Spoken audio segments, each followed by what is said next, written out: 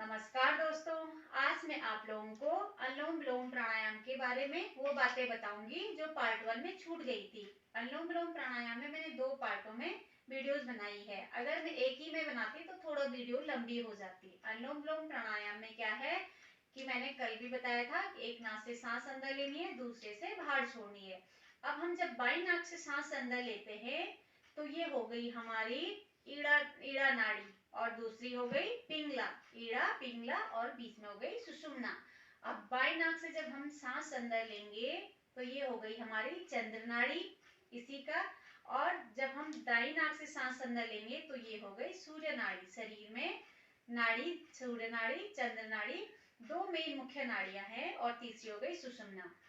तो जब ये दोनों बैलेंस में आ जाती हैं, दोनों समांतर चलती हैं, तो तीसरी सुषुम्ना नाड़ी जागृत हो जाती है और हमारे शरीर से शारीरिक रोग और मानसिक रोग दूर हो जाते हैं। जब हम अनुलोम विलोम प्राणायाम को करते हैं तो शरीर में ऑक्सीजन का लेवल भी अच्छा हो जाता है और ब्लड संचार हमारा बहुत अच्छे से प्रत्येक बॉडी पार्ट्स में अच्छे से संचारित होता है। प्रत्येक सेल्स हमारे जनरेट हो जाते हैं। प्रत्येक सेल्स में हमारे ऑक्सीजन का अच्छा सुचारू रूप चलने लग जाता है। और अब लोग अनुलोम विलोम प्राणायाम और नाड़ी शुद्धि प्राणायाम में थोड़ा कंफ्यूज हो जाते हैं। दोनों एक ही चीज है, सिर्फ इसमें क्या है, रेशो का अंतर है। अनुलोम विलोम प्राणायाम में तो हमने सांस ली और छोड़ी, अपने हिसाब से सांस ली और छोड़ी, अपनी फेफड़ों की कैपेसिटी के हिसाब से सांस ली और छोड़ी। लेकिन नाड़ी शुद्धि प्राणायाम में क्या होता है कि जैसे हमने 5 सेकंड सांस अंदर ली, उसका दुगना बाहर छोड़ा और चौगुना हम रोकते हैं बीच में, तो ये हो गया रोकने की जो प्रक्रिया हो गई वो हो गई कुंभक। जब हम सांस को अंदर रोकते हैं तो अंतः कुंभक, बाहर रोकते हैं तो बाह्य कुंभक, और बीच में रोकते हैं तो स्तंभ वृत्ति कुंभक। ये कुंभक के साथ जब हम करते हैं तो ये हो गई हमारी नाड़ी शुद्धि प्राणायाम। लेकिन जिनको बीपी हाई की समस्या होती है उनको कुंभक नहीं लगाना है, कोई भी कुंभक नहीं लगाना है उनको।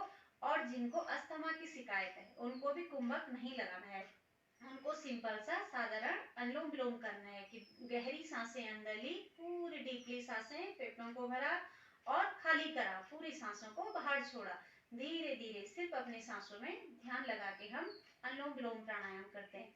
अनुलोम विलोम प्राणायाम कोई विशेष सावधानी वाला नहीं है, सिर्फ यही है कि हमें 2 बीमारियों में कुंभक नहीं लगाना है। सारी बीमारियों में लाभ देता है, प्रत्येक शरीर के प्रत्येक बॉडी पार्ट्स को स्वस्थ करता है।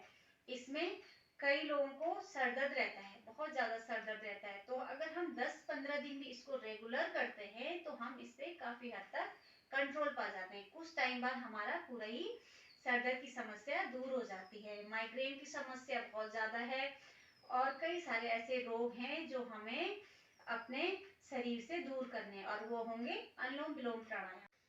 अब मैं आपको अनुलोम विलोम प्राणायाम एक बार करके दिखाऊंगी। इसमें बैठने की पोजीशन मैंने पिछली वीडियो में बता दी है। बाएं हाथ से हमारी ज्ञान मुद्रा, दाएं हाथ से विष्णु मुद्रा, आंखें बंद, ध्यान हमारा पूरा होगा अपने सांसों में, इधर उधर ध्यान ना देते हुए सिर्फ हमारा अगर सांसों में ध्यान होगा तो हमारा अच्छे से अनुलोम विलोम प्राणायाम को हमें पूरा फायदा मिलेगा। तो दाएं अंगूठे से करेंगे, दाएं नाक को बंद, धीरे से बाएं से सांस ली,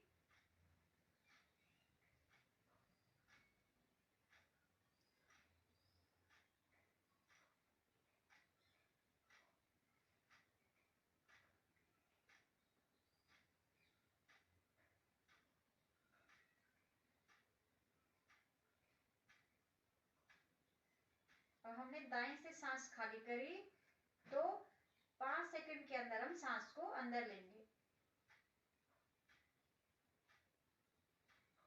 अंदर भरने के बाद अब हम लगाएंगे कुंभक। 20 सेकंड तक हमें सांस को अंदर रोकना है।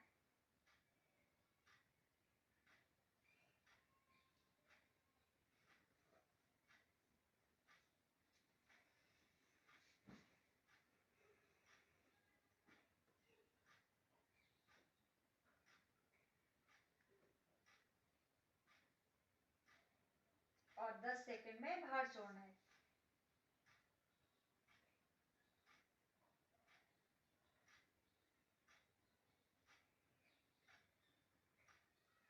फिर से 5 सेकंड हम अंदर लेंगे, बाई नासिका से सांस को अंदर लेंगे 5 सेकंड में,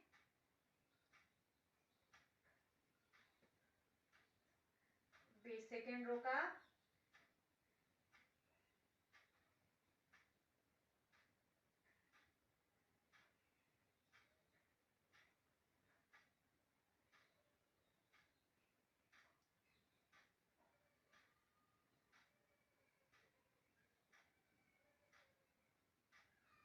और 20 सेकंड में बाहर छोड़ दिया, 10 सेकंड में बाहर छोड़ दिया।